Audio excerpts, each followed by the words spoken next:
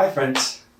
So today I thought I'd talk a little bit about jet lag and something else that I think jet lag can help us understand, and that's soul lag, which can happen to any of us. So kind of a cautionary tale. All right, Luke 6. In Luke 6, Jesus asked this question: can a blind man lead a blind person? Will not both fall into a pit? And the answer is yes, they both will fall into the pit. And he goes on to say that no disciple is superior to his teacher. When fully equipped and trained, every disciple will be like his teacher. So another way of saying it is that no, a blind man cannot lead a blind man. And in fact, what we all need as disciples is someone who's not blind. We need somebody who can process light. In fact, who is light, who is a teacher, who's a rabbi, who's a master. Every student needs a master. Every disciple needs a teacher. You need a teacher, I need a teacher. You need a master, I need a master. And that master is Jesus Christ. And we are his students, we're his disciples. So here's what can happen in the road along the way of discipleship, of following Jesus. Jet lag. We all know the phenomenon of jet lag. We either know about it or we've experienced it. So it's something like this. When we travel too quickly through several time zones, it takes our minds a bit of a time to catch up with our bodies. So, we travel from, let's say, here in Ohio to Europe, okay?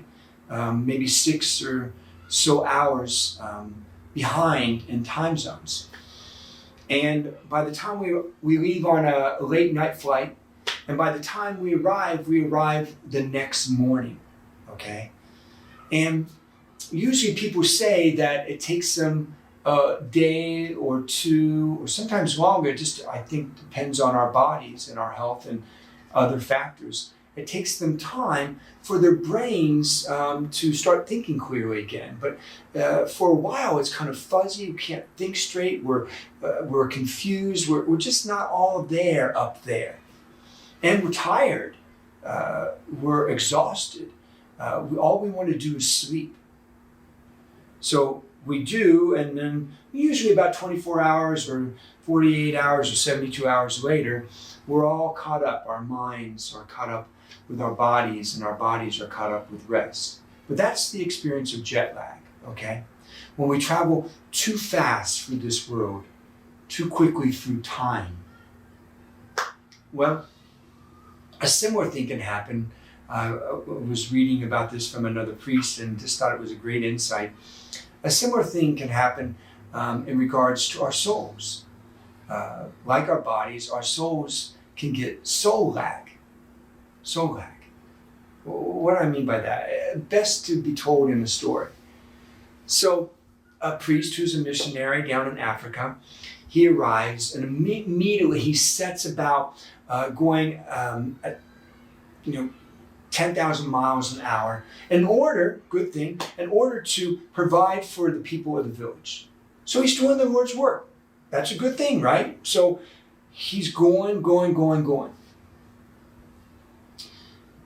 An elder in the community, an older woman, sees all this and just kind of watches him for a couple months doing this and sees him getting more and more worn down. And goes up to him eventually and says, you're getting soul lag. He said, soul lag? What are you talking about? What's soul lag? And you're moving too quickly through time.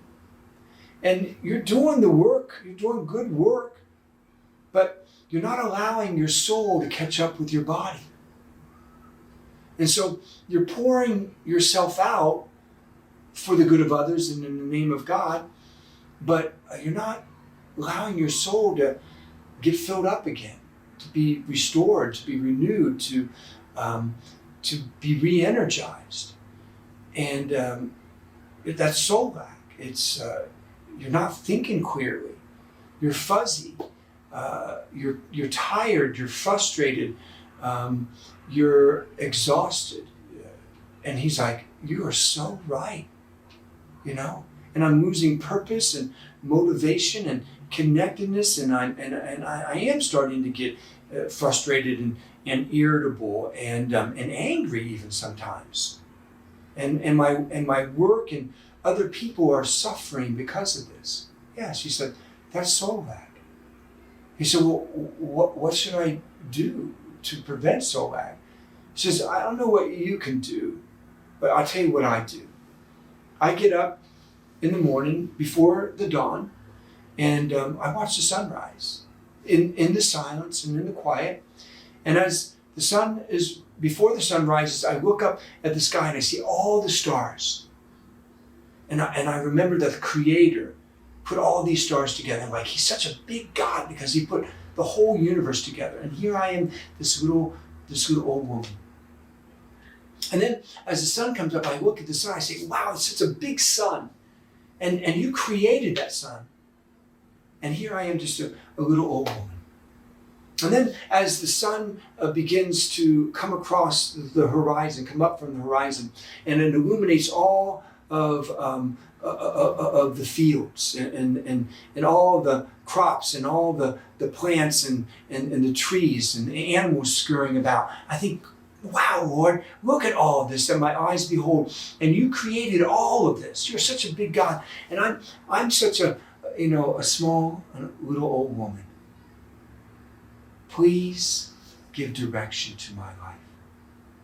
And so then what I ask this big God to do is to direct my life every day in every part of my life. Because I figure if he could put all this together and set it into motion and give it laws and direct it and give it purpose and meaning, then he can take little old me and he can, with his laws and his commands and his love, set me in motion every day, give me purpose and meaning to my life, and direct my life.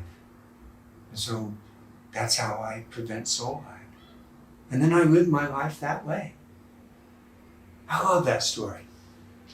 I love that story because you and I are so susceptible to soul lack. I am. I can run as a priest and a pastor every day and just pour myself out into my people and think, that's good work, right? And you could do the same. You can run all day long, working, providing for your children, for yourself, for your spouse, for the poor. You can be just doing all kinds of incredibly busy activities. And I don't know about you, but at some point when I live my life like that, it's not only a matter of jet lag. I'm fuzzy. I start to get fuzzy in the way I think, and I get confused, and I'm not clear about who I am and why I'm here and what it's all about. But I also get fuzzy in my soul.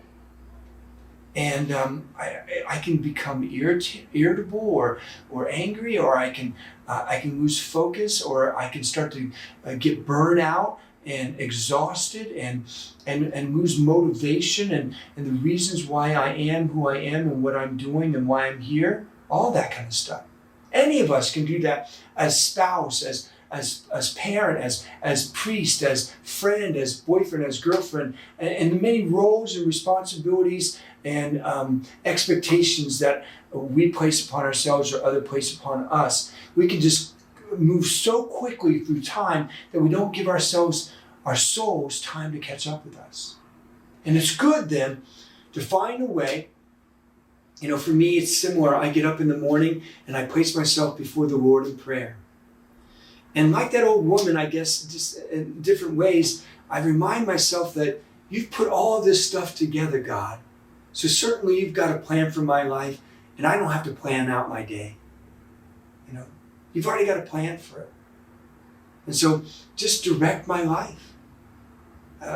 Put me in the places where you want me to be, the persons you want me to meet.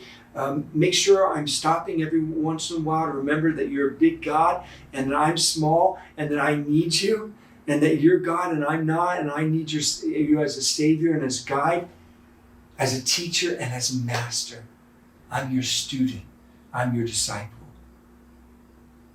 And stop living my life as a blind person alongside of a lot of other blind people and expecting that I'm going to get to God that way.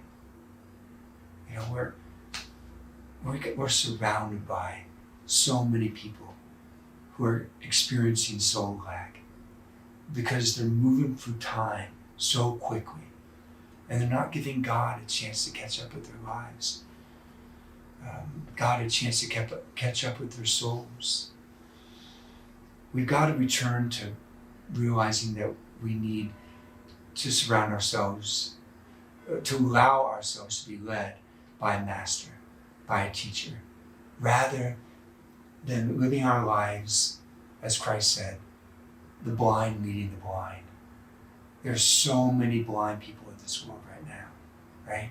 We don't know how to get through this world. But Jesus, the master and the teacher, does. And he knows how to tend to our souls. So let him.